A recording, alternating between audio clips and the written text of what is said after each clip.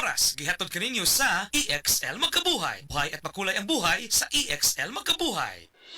The original Koi Herbal Capsule. Ako di ay si Malu Tundag, taga Barangay Lorega. So ang tig-inuman yun aning koy kay ang akong mama ug ang akong bana. Kay para magud nila mas lagsik sila sa pang-adlaw-adlaw nga pambuhaton. Especially akong mama senior na rin akong bana kay trabaho siya taga-adlaw. Mas nindot ilang pamati kung makainom sila og koy. Then at the same time, ang ilahang dugo maintain ra siya. Dili siya yung ma-high blood niya. Di pud siya maka-feel nga mura kay diabetic sila. Kuha na gid ang iyahang kanang pamati sa koy mas lagsik gyud siya. So di man sila maintenance pero supplement gyud siya para sa mayong panglawas. Wala sila rin namugkuno sa may mga pamati na nila. The usual nga bugat ilang lawas sa tungod sa pag-alaw-adlaw nga kuan din kanang sa katigwango na pud sa mga senior kanang mga bukog-bukog. Mas nindot gud kung makainom sila og koy na product. Daghang salamat sa The Original Koi Herbal Capsule. The original Koi Herbal Capsule. Pabalik na butas. Paulit-ulit ang tagas. Titigil na, sobra na. Titigil na ang diskarteng tapal-tapal. Ilastusin mo yan, tagal, tibay, tag-init o tag-ulan.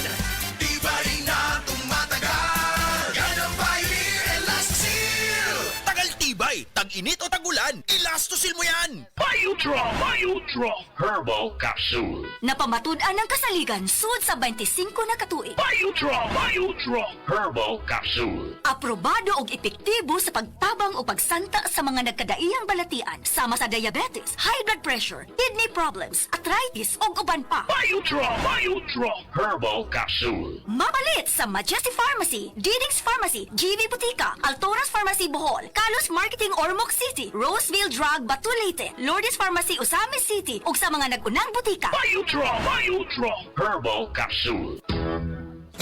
Day andat, nanong masulubon man ganang naong nimo? Naluoy man ko ni Lola Papa Rans. Mitukar na po lang yung hubak ko gayoma. Mitaas pag yan ang yung blood sugar. Lakaw dayon nga do sa butika. Pagpalit dayon og Biotrof Herbal Capsules. Sigurado kong dako kinigi katabang para mahupay ang gipamati nga balatian sa imong lulo. Tungod kay ang Biotrof bantugan na kaayong makaalim sa mga nagkalain-laing suliran sa panglawas. Sud na sa dugayng panahon. Papa Rans, okay na kanya tong lulo. Salamat kayo sa Biotrof Herbal Capsules, the Wonder Food Supplement.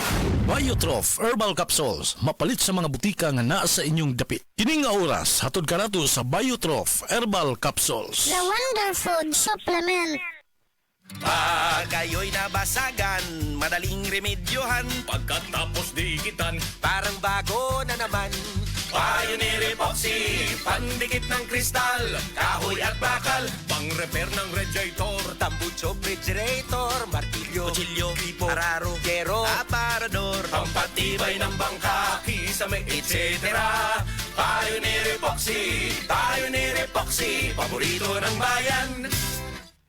Nakakaproblema sa paglibang? Mag-inom sa Super Fiber, the fast-acting colon cleansing product approved by the FDA Philippines. Garantisado nga epektibo. Sa 2 hangtod 8 ka oras, imo na mapagawas ang higko nga makahatag og basta utan ug makamatay nga sakit. Ang hugaw nga colon, ang una nga silent killer. Death begins in the colon. Mag-Super Fiber. Mas makita natong mayong resulta kung ato ubanon sa pag-inom ang Life Extension Vitamin D3 kag Super Fiber. Para sa himsog kag maayong digestion, mag-inom kada adlaw sang Super Fiber. Mapalit sa mga butika. Nibalik na ang pinakauna nga kape nga na ay Vitamin D3. Karon, Vita D Plus Coffee Mix na ay reishi mushroom ug mangosteen fruit extract pa. Ang healthy nga kape og humot ug lami kaayo. Vita D Plus Coffee Mix. May kape na ka, may Vitamin D3 pa ka. Mapalit sa mga butika. Usa sa mga kumpanya nga nag-una sa natad sa luwas og limpyo nga oxygen tanks, Brilliant Metalcraft Hospital Systems mipasalig nga masayo na ang pagkabot niini pinaagi sa ilang bag-ong disenyo nga gigama alang sa mga hospital ug pasyente. We believe na ang oxygen ay number 1 na tambal magamit sa tao. Once it will be closed inside the tank, there is complete manufacturing of rust which will serve as the toxin given to Pag abrin mo bisa sa tangke, compare. Ato aluminum, sinaw kayo. Isip keynote speaker ato sa Private Hospitals Association of the Philippines Regional Management Seminar ay ang ipadayag kung unsa ka mahinungdanon ang paglanghap og limpyo nga oxygen. Makita natin doon sa presentation ni Dr. Dampor na yung mga bagong innovations na yon ay magpo-provide ng better outcome para sa ating mga hospitals at sa ating mga patients. For those hospital owners, atong matabang ninyo, ilisan og aluminum para wa nay taya. Libre ni sa among kumpanya. Si Gemma Liban, diabetic.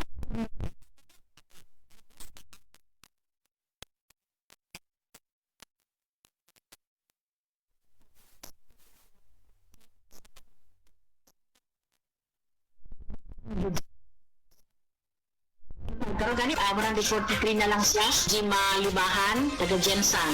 Mag-16 ko karong June.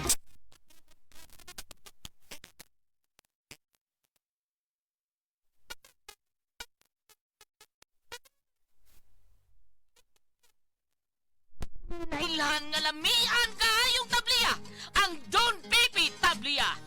Sa kaumot og kalami, walay modili. Sa Don Pepe nga tablia, kini mao'y paborito. Mag Don Pepe.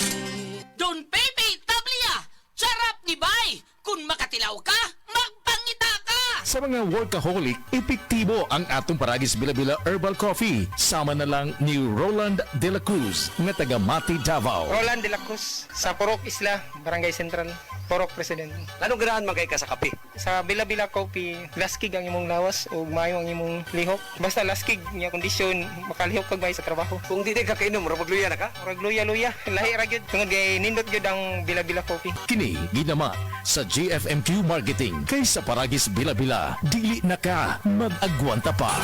Ako si Radyoman Benzi Tanghian, kining balita hatod kanato sa Paragis Bila-Bila Herbal Capsule na ilhan isip herbal nga kapsula nga makatabang og daghang benepisyo sa kalawasan. Mao kini ang all-in-one nga herbal. Makahatag og kaayuhan sa ato ang mga selula sa lawas, makatarong sa nindot nga flow og limpyuhan ang imuhang dugo nga modagkayday sa ato ang kasing-kasing. Alang sa kompleto nga kombinasyon, gamita lang ang Paragis Bila-Bila Plus Herbal Capsule. Paragis Bila-Bila Herbal Capsule na uban sa pagpangapi sa Paragis Bila-Bila Herbal Coffee ug ang pagpanghaplas sa Paragis Bila-Bila Liniment Oil. Gama sa GFMQ Marketing. Sa Paragis Bila-Bila, dili na ka mag-agwanta pa. Sa dugang kasayuran, tawag lang sa 0935-641-0261. Ang Paragis Bila-Bila mapalit sa Didings Pharmacy sa Manalili Street, Cebu City. Bestway Pharmacy sa Mandawi City. Healthway Pharmacy, JV Butika sa Cebu, Mandawi, Liloan o Osmeña Boulevard. Mapalit usab sa JY Pharmacy sa 32 Osmeña Building, Osmeña Boulevard, Cebu City. Mga kasama, dapiton ko kamo sa pagpaminaw sa drama nga Budbud ug Bibingka. Matag alas 8 hangtod sa alas 8:30 sa gabi. Lunes hangtod sa adlaw Sabado. Maminaw ta dinhi lang sa DYHP RMN Cebu.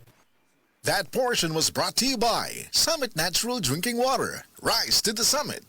Kung ang imong presyon sa dugo mas taas pa sa 120/80, imong kalawasan, delikado. Kini ang presyon sa dugo nga mamahimong maghatod kanimo sa pag-angkon sa stroke, atake sa kasing-kasing o cardiac arrest. Ang hypertension o high blood pressure mo ay labing hinungdan sa mga kamatayon sa mga Pilipino. Atong himuang pamaagi, mag-take kita sa SED Panyawan Garlic Capsules. Garlic Capsule, hypertension, buntugon. Kini mo sa SED Marketing Incorporated. Tatak magaling.